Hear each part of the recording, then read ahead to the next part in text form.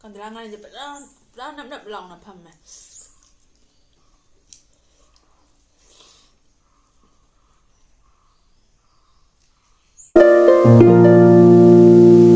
Hi everyone, welcome back to my channel. Ngasi ki mubang sidi kanlang are lama lai jare khamin baja ama lai jare hangam chambut ama lai jare ado mayam chaba hojarage ado ahan bai hinjang sidi ko hangam chambur mahi hana thaklage.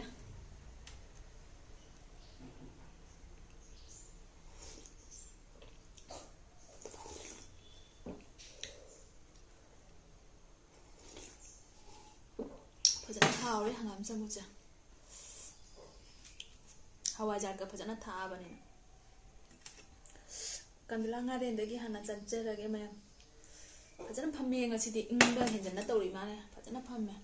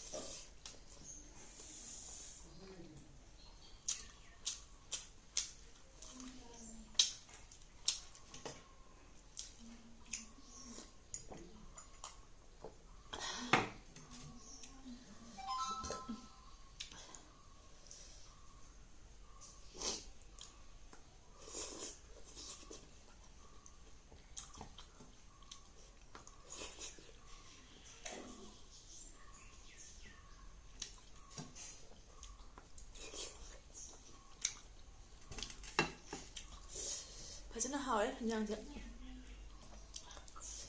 sak su cha de hinjang su cha de loi haw le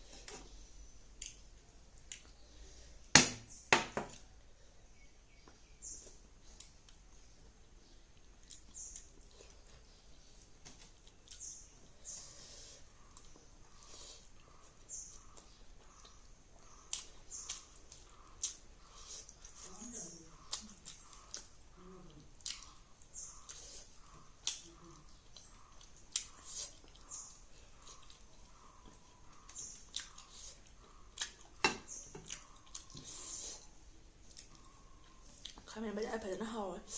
ngasidi kandalangan aja pernah nap long na pam me.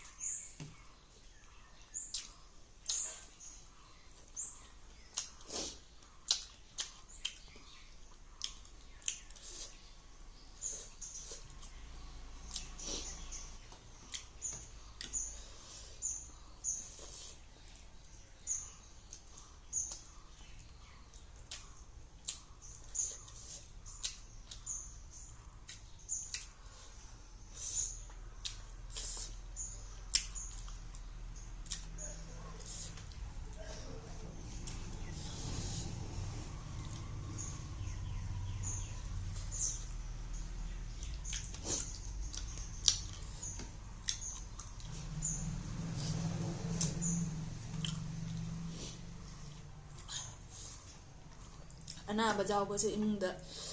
ꯁꯥꯊꯤꯅ ꯒ꯭ꯌꯥꯟ ꯃꯦꯟ ꯇꯥꯗꯦ꯫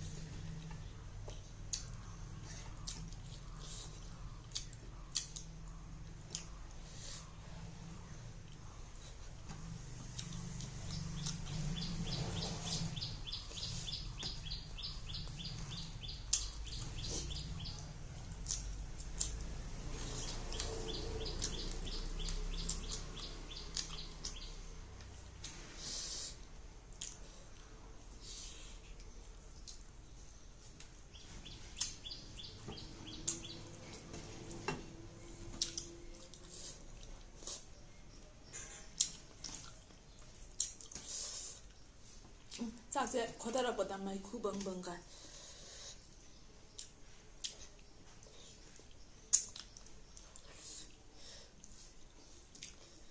ꯚꯤꯗꯤꯑꯣꯁꯨ ꯆꯥꯡ ꯅꯥꯏꯅ ꯊꯥꯒꯠꯄ ꯉꯝꯗꯦ, ꯎꯄꯥꯏ ꯂꯩꯇꯦ꯫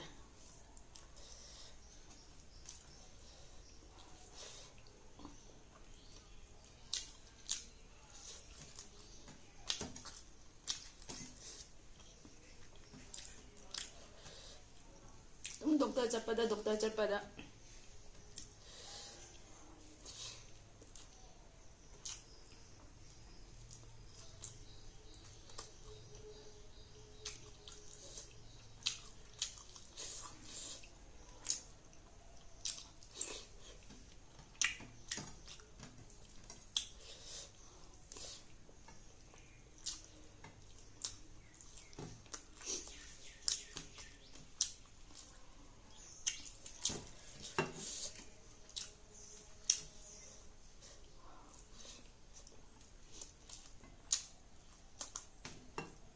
ꯑꯩꯈꯣꯏ ꯏꯃꯨꯡꯒꯤꯗꯤ ꯁꯨꯡꯂꯣꯏ ꯂꯣꯏꯗ꯭ꯔꯦ꯫ ꯀꯩ ꯅꯨꯃꯤꯠꯇ ꯅꯨꯡꯉꯥꯏ ꯐꯪꯉꯛꯇꯣꯏꯅꯣ ꯈꯪꯗ꯭ꯔꯦ꯫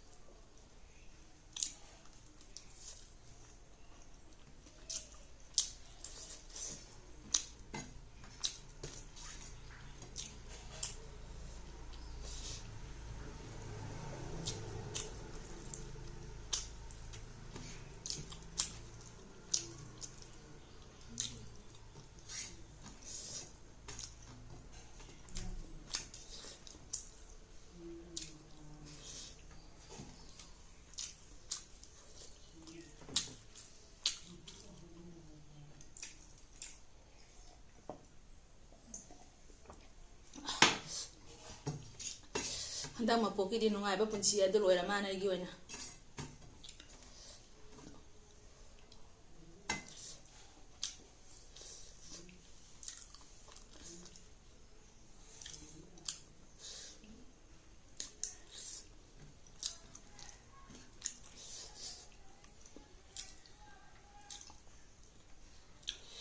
ꯍꯪꯒꯥꯝ ꯆꯝꯐꯨꯠꯁꯤꯃ ꯆꯥꯔꯒ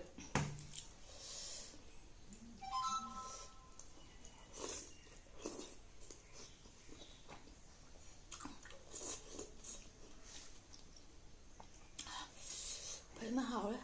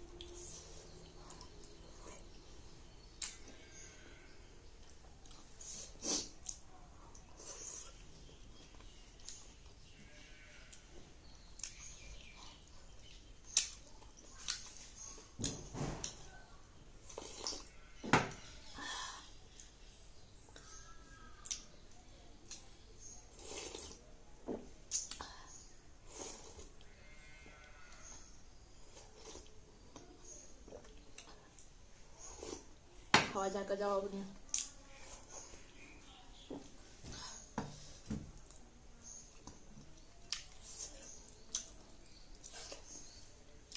अदे चिना मैम को lemme बाइबु nga mako ma lemi khamin ma jahum khal lemi hangam cha butti ado mayam matang sida video se swai si ga lo sanjarage nauna jengbai sina oiba taraga na subscribe to sanbiro ngasi gi bye bye